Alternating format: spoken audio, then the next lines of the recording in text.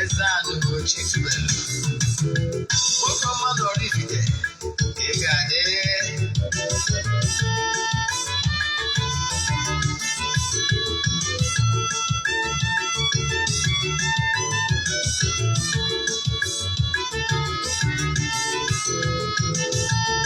Ọdịnala bụ eziokwu, ọdịnala bụ ụzọ ndụ. Ị ma na o nwere olu na-eti mkpu na-asị ụmụ Igbo chigharịa, ụmụ Igbo chigharịa. Kwa mbọsị ọ na-eti, n'ụtụtụ n'abalị ọ nọ na nkuzi. Eze-Ana Ugochitubelu, onye ọma n'ọrụ ikike, onye mgbasa ozi ọma ọdịnala gaba n'ihu. Eze-Ana Ugochitubelu, onye malije eme ọnụ. Ọdịnala bụ ụzọ ndụ gaba n'ihu.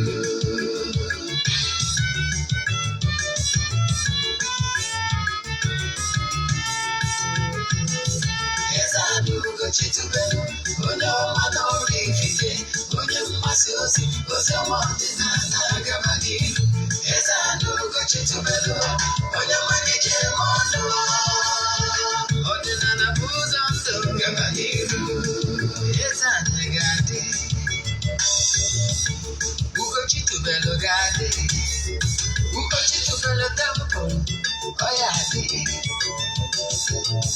Maka na eziokwu ọnwa chacha ndị ụka erighị anyị ndị oche eri anyị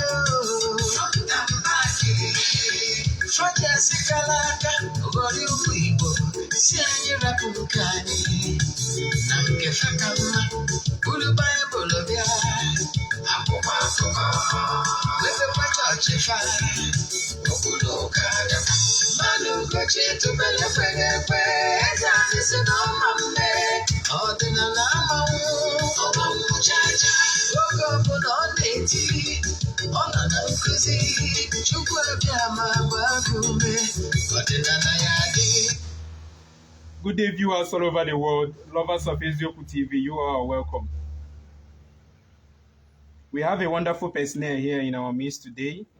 If you are joining us for the first time, stay tuned because he will be introducing himself.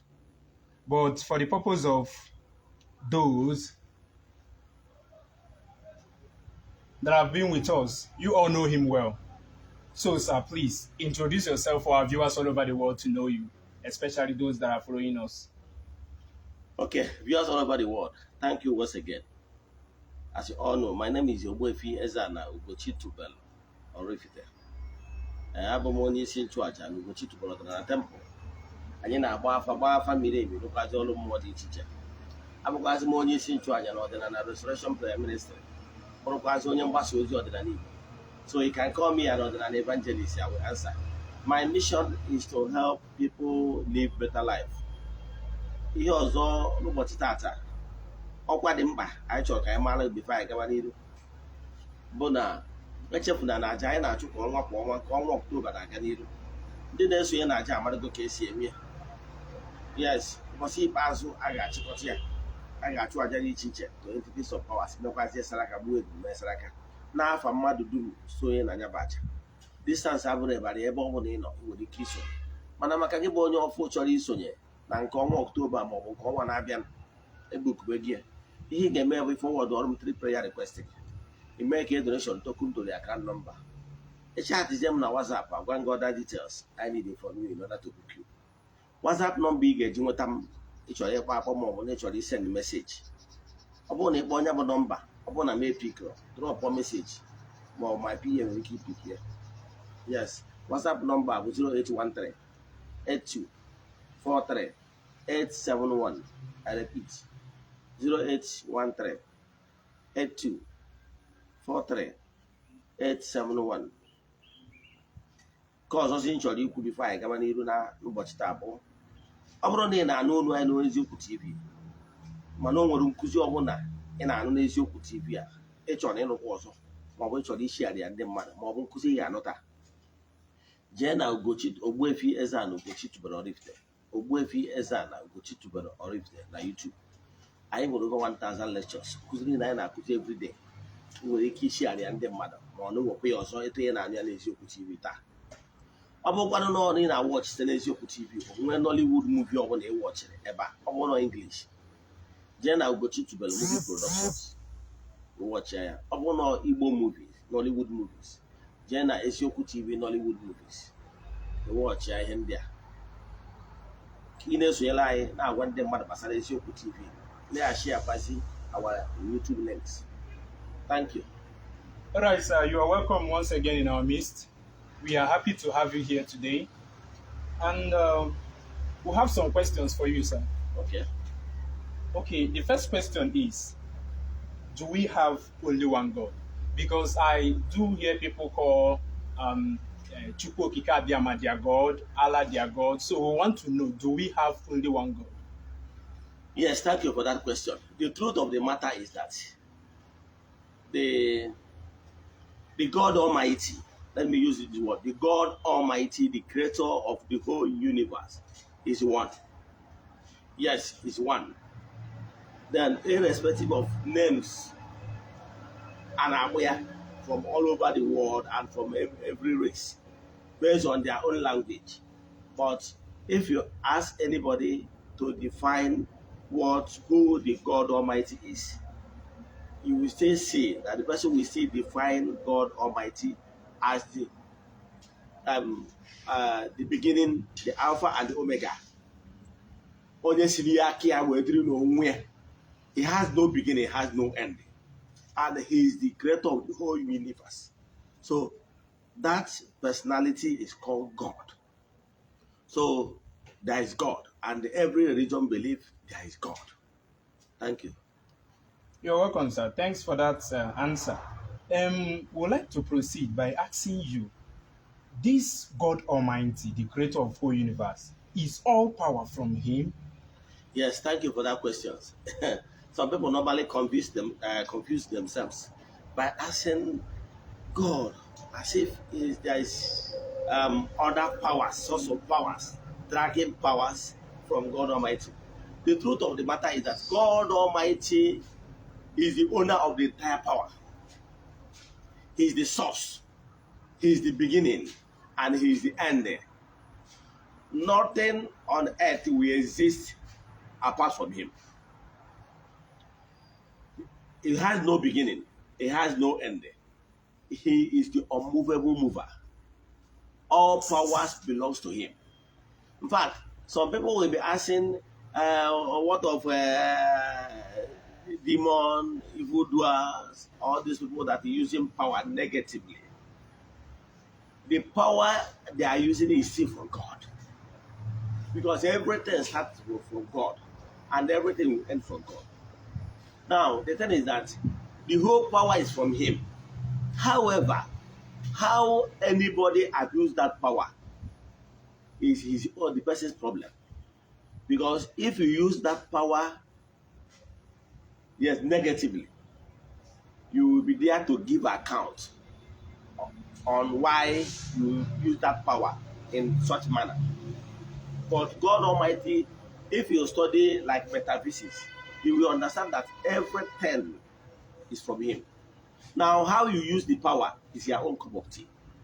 Like God gave human being freedom, conscience, to use their own initiative to apply on anything. Now, how you use that power given to you is what you will give God account at the last time. So, but every power is from him. Now, some people will be saying, like, say, the Angelun Kechuku, like the entities of powers, the Alusis, the angels, the archangels, and rest of them. They cannot do anything in their own powers without God's power. They are exercising their powers because the power they derive from God. So without God, they won't be able to do anything. Including all the angels of God, all the entities of God, even all the RSS. Their power is derived from God Almighty. Let me paint a picture for you to understand it. The power of the Federal Republic of Nigeria. Mr. President is in Aso Rock. The powers, the ministers, the soldiers, the parapherials of government, the agents of government, those powers that are exhibiting, that is showing around. Police will lock you up, you go to court, they judge you, you go to jail. The judge is sentencing you based on the power of the Federal Republic of Nigeria. Because the judge cannot do, and that's why God judge want to judge you. He judge you based on the Constitution of Federal Republic of Nigeria. He said Nigerian power is exhibiting. It's not on its own. So all the entities of power derive that power of natural laws from God Almighty. So whether they abuse it, whether they abuse that power is what they will give account at last time. The same way, if a judge decides to take a bribe or do whatever that is not against the laws of Nigeria, if the law can see, he can still face the law. But as long as she's there on the seat as a judge, he's doing so based on the power of the Federal Republic of Nigeria. So the same thing with all these Angelun Kechuku, the entities of powers. When we are growing, they tell us about the 9 choirs of angels, the elders, the Hanodendo, and all the principalities and powers. They are all source their power from the one source of power, that is power of God. Thank you. You're welcome, sir. Viewers all over the world, stay tuned because you will learn a whole lot from today's lectures. You said that all powers are from God. So we would like to know, sir, what about powers to do good and evil? Are they from the same God? Thank you. The truth of the matter is that the God Almighty, there is power and supernatural power that exists in the entire creation. If you understand metaphysics, you will understand that those power is created by God, leaving them on tap. The same power is what the occultic power use against good people. It is the same power that you, good person, that understand how things work, will set up and use it for good. So the whole power is same. God is the source of every power. Now, human being is given opportunity to use that power as they so wish. But God, at the end of the day, your existence, you will give account how you utilize that particular power. Is it for positive or for negative? So, but you will give account to the God Almighty how you use the power for good or for bad. But all power belongs to Him.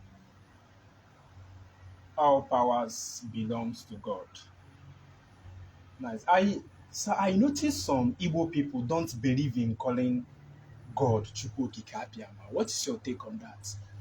Yes, the word Chukwu Okike Abiyama, there is so many contradiction there. The truth of the matter, if you ask your father, if you have an elderly man in your village that is up to 80 years and above, 70, 80 years, the person must told you that during his own father's time, he or she have never heard about Chukwu Okike Abiyama. The truth of the matter, ndị Igbo na-akpọ Chukwu Okike or Chukwu Okike pụrụ ime ihe niile, Chukwu, maka na ama na-enwere chi other small gods, mana chi nke ukwu nke karịchara all the chi, onye nwa bụ the unmovable mover, ndị Igbo gbara ya Chukwu Okike.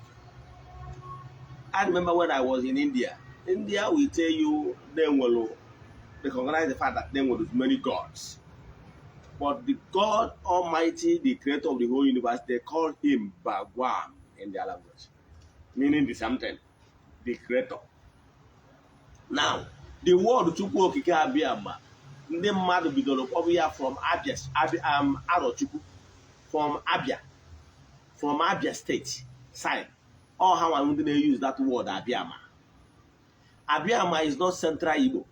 I am one day Anambra, Enugu, all these things. You will not be hearing Abiama. Abia. No one somewhere about Abiama, Abia State. Yes. So, but how about the Chukwu Okike, Abiama? Then, man, obro the central name Chukwu ndị Igbo na-akpọ Chukwu. Ma nweghị ebe data Abiama si wee bido. Enwekwara other school of thought. Ndị sịrị na ihe kpatara ha ji akpọ Chukwu Okike bụ na Abiama bụ na ha si na Chukwu Okike abịamaghị na ha na-akpọku Chukwu Okike nke kere elu ka na mana ndị mmadụ amaghị ya. If na another school of thought, but ndị mmadụ ji akpọ ya. Mana I can tell you na Chukwu Okike Abiama adịrọ popular 1980s, 70s. I don't know the aka. Ihe anyị na-anụ bụ Chukwu Okike. Chukwu. Mana ihe mere ihe bụ na onye ndu Nnamdi Kanu onye abụ onye na-use carry that word. Onye nwa onye bido use with that Chukwu Okike Abiama. Na ịhụrụ a watch some statements ị ga na-anụ Chukwu Okike Abiama. So measure that name or the popular. Kebe eziokwu na-achọ ịgwa gị onwebere onye non Igbo figure Ugochitubelu Chukwu Okike Abiama before Nnamdi Kanu. Onye nwa na-use that watch ya videos ya ndị watch go so far ị ga na-anụ ya Chukwu Okike Abiama. So onye nwa use with that word minus Nnamdi Kanu, no single Igbo elder ị ga-anụ that name n'ọnụ ya before nyanwa. So all the use and that thing is from language of ndị Imo, some part of Imo and the Abia. So a na-emezie Chukwu Okike Abiama wee take izie a na-akpọzie ya mana originally ihe ndị Igbo na-akpọ Chukwu Okike kepụrụ ime ihe niile maka na Abia nwee misconcept ihe gbasara onye ka nwee two different school of thought. Na Chukwu Okike Abiama bụ na o nwere a deity na Abia State